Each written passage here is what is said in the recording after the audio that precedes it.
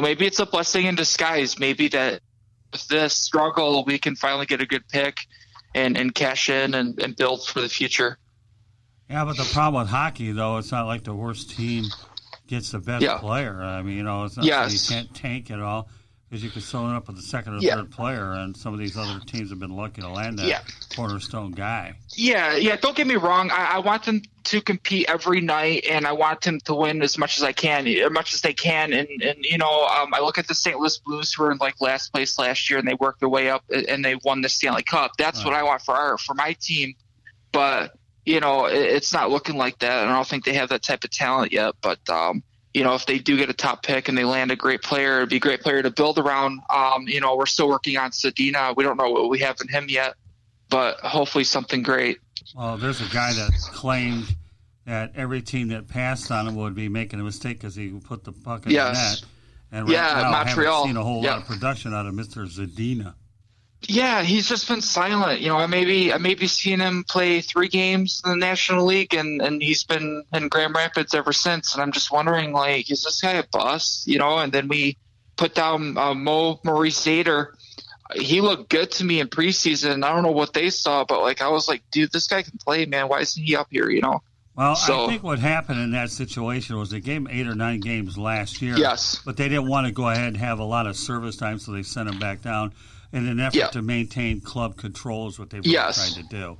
But at some point, I think, as the year progresses and things get considerably more difficult, that you'll see him up there and we'll find out what you really have as a guy that scores a lot of goals or talks a lot and doesn't back trash. Yeah, exactly. And, we got to remember that he's a 19-year-old kid. Right. And so we're so used to the kids just coming on and just bursting on the scene. You got Crosby, you got the Canes and stuff like that. We expect these kids to match up against that talent.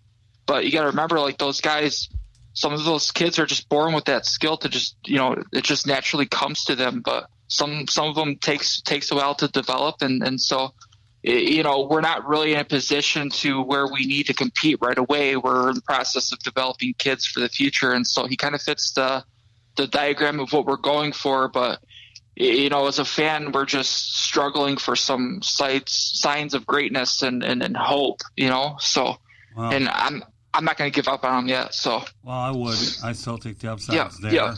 I'm not so sure Jeff Blashill will be there a whole lot longer. I have a feeling that by the end of the year, if things considerably gets worse, and don't be surprised if Dan Bylsma is the guy that takes over midseason. Yes, from Pittsburgh. Yeah, and that's a great replacement to have by your side. Unfortunate for Blashill. I respect the guy. I think he's a great coach. It's just that he's in a tough situation where he has to delegate with what he's got and learn from it. No coach would have wanted to inherit that. That's why Mike Babcock left, knowing that the cupboard was bare. But the thing is Bylsma got a 2-year contract. So apparently I get the feeling that they figured that he would probably be a replacement if Blashill didn't see the end of his contract truth. So I think if you're going to look at the Red Wings, that Bylsma could be a guy that could be in place by the end of the year, if not sooner than that, depending on if they're even competitive at this point. So yes, and if Bylsma can somehow propel us to getting better, then do it. But as for right now, just stick with Blashill, stick with the process if he keeps bringing it up in his post game, and just go with it. And whatever it lands us, we'll find out at the end of the year how good we are, or how better we need to get. And so, I think we got some bright spots. We got Dylan Larkin, our future captain, in there. Right. We got some pieces we can build around, and so we just got to be patient and go through the process. Well, so, if Bylsma takes over, then it'll be Paul Boyer's latest coach. Yes. But with that said, Damon, we appreciate your contribution to the program. Well Thank done, you. And we'll look forward to see what you come up with next Tuesday. Okay, buddy? Yeah, thank you, Scoop. Thank you, Lewis. Have a good night, you guys. Take care, man. Take care. Thanks. Have a good night. Bye. Damon Knight, everybody. He always comes up with some unique, different story ideas, and that's what I like about Damon. Every time I talk to him every week, he always has a tendency to come up with unique story angles, and that's what really makes what he does really pretty good, Yeah, I mean, I'm as somebody who has known about the Red Wings and their storied history, I'm shocked to see that they're playing so poorly right now. I mean, the memories that I have of them, the Ella owned, Red Wings are just a team that won all those champions. I believe they have the most championships in the National Hockey League, if I'm not mistaken. Most for American teams. Yeah, I mean, but they have like 24, 25. No, they've got 11. They're the team with the most American, I believe, with 11. But then again, the Montreal Canadiens have a lot, and they haven't won one since 1993. You do also have to figure, though, I believe when the NHL first started, it was just like 6 teams. Right, you had the original 6. You had Detroit, Toronto, you had Detroit, Toronto, Montreal, Boston, the Rangers, and the Chicago Blackhawks. Which kind of discredits those championships, but talking about that is null and void. I mean, I don't know about that. I mean, once upon a time, when you look at every sport, they had quite a bit. Baseball when the World Series started, I believe there was only 16 teams. Right. I mean, no, I agree. It's weird. It's odd to talk about championships. It's the same way when you talk about all the things that the Packers and the Colts won before 1967, when you had the first Super Bowl. But yeah, I mean, I'm shocked to see. I mean, like, I don't know the ins and outs of the roster the way that you and Damon made, but it's just odd to see the fact that, they're just playing so poorly. I mean, I don't really know what it is. Young. You can attribute it. Yeah. They won a lot, and they're paying the price. I was talking to Kyle Kujawa, the Red Wings PR guy, last Saturday when I was over at the Panthers BB&T Center, and you guys are a victim of your own success, but you know what? You don't ever trade away the success, because all it did is enhance that history that was already great to begin with. Yeah, and you know what? Like, some franchises are meant to always be competitive. I mean, you look at the Yankees, you look at the Red Sox, who at least attempt to be competitive every year, and then there's others that just realize that there's a process and we have to do things a little bit differently. The Red Wings will be back, though. They will. They I'm know sure. what they've got to do. I mean, at some point in sports, I think we just all seem to realize, like, a team like the St. Louis Cardinals, when they miss the playoffs, it's weird, but we know at some point they're going to be back there, and they were back this year. I mean, it's the same thing with Detroit. In 2 or 3 years, maybe if that core develops that you guys are talking about, they'll be back there. I don't know if they're going to contend for a Stanley Cup, but at the same time, hockey is one of those sports where I always see a lot of swing and, like, who's it in the league. I mean, obviously you got Crosby with the Penguins and Ovechkin in Washington. They recently just won, but at the same time, it'll be interesting to see what happens. I always like that process of teams, and listeners, you should too. I mean, listen, I'm a Miami Marlins fan, and I know that's not on the subject of hockey, but I realize this team's not competitive now. But you give it a couple of years, and maybe they will be. And you know what? For those in Detroit who feel that way about the Tigers and the Red Wings, you need to carry that same sense of optimism. Whether it's fulfilled or not is one thing, but at least know that there's brighter days ahead. And Scott, I don't know what you think about that, but I mean, realistically, like, if you were to talk about it, how long do you think it'll be until Detroit's back in the playoffs? 2 years. I really think it will be. Yeah, I mean, and we got another caller anyway, so we'll touch on this a little later. Meanwhile, while we were talking about the Detroit Red Wings, we're going to have a guy that's going to talk about the Jacksonville Jaguars, and that is David Levin. Welcome back to the show, David. Hey, how you doing? Doing great. Thanks for having me back. All right, so I got some Jacksonville situation. We'll talk about the quarterback situation. Okay. A little bit piggybacking on kind of what we talked about the other night. Since we're on the bye week, it's still the biggest news in Jacksonville. The fact that the decision was made. I get the impression that the fans are really getting behind the fact that Nick is going to be the starter again. Like we discussed before, at first maybe there was a little, I don't know. It was just some division. Why replace the hot hand? Minshew is great with mobility, but looking at it from a playoff perspective, and the fact that the veteran offers them a little bit more insurance, a little more, he's Nick Foles. He wins in the playoffs. This is what he does in November, December.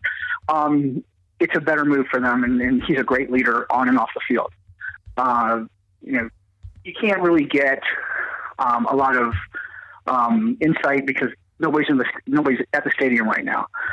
But the overall consensus, social media, local, news, and the national attention is this is the right move for them. I think so too. The fact that Minshew played himself out of the starting job and Foles is expensive. At least Doug Marone's situation was simplified by what happened in London. And he made the decision really quickly. I think some of that played into it, but I also think that if it had gone the other way, we talked about this a little bit before. If it had gone the other way and they had been 5-4 instead of 4-5, and let's say Minshew threw for 350 yards and 3 touchdowns, then his decision would be a lot harder. There's no doubt that Minshew's going to be the future of this franchise. Right. What it does is it gives Dave Caldwell in the front office a little more security. Let's say, Foles' contract is guaranteed for this year and next, and then in 2021, then they have some decisions to make. Right.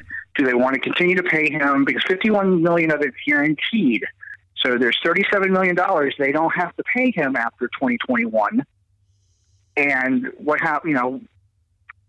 do we go with the cheaper option? We know what we're going to get. We're just going to see a kid who's going to get better as he gets older. My only fear is that him now sitting on the bench for 2 years may stunt his growth a little bit. I what disagree happens, with that. I actually disagree. No? Okay. Here's what I think. I don't think it will. He got 8 valuable games of playing experience. They're always an injury away from him getting back in the lineup. So I think he got valuable experience. I mean, listen, it's okay to have contrasting views. It really is, Dave. And I agree. I don't get me wrong. Right. By the way, this is your show. Oh no, it had nothing to do with mine. It's everybody's show that comes on here.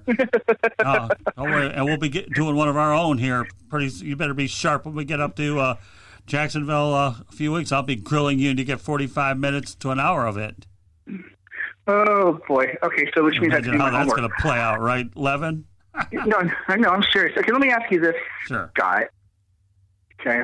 Go ahead. Nick Foles is your quarterback. Okay. And let's say they get to. We'll talk about the schedule in a few minutes. No, we said we're going to do that. Let's say they get to 8-8 or 9-7 this year. Next year they get to 10-6. Mm-hmm. And you got Minshew sitting on the bench for 2021, and he doesn't cost you a lot of money, and you can take $37 million and spend it elsewhere. Do you get rid of Foles? Well, that's a good problem to have. It depends on what teams are desperate. Well, that's a great question. It depends on what teams are desperate for a quarterback to think they're ready to go ahead and win now. Now, I'm going to throw an example. Only Lewis will go ahead and raise his energy level to Indy 500 stats, okay? We were out. I had a Sports Exchange special earlier with my mentor and baseball writer Tony DeMarco. And Jack Morris of the Detroit Tigers collected 4 championships. One with the Tigers and 3 more because the team was on the cusp of winning a championship, and he was the difference maker.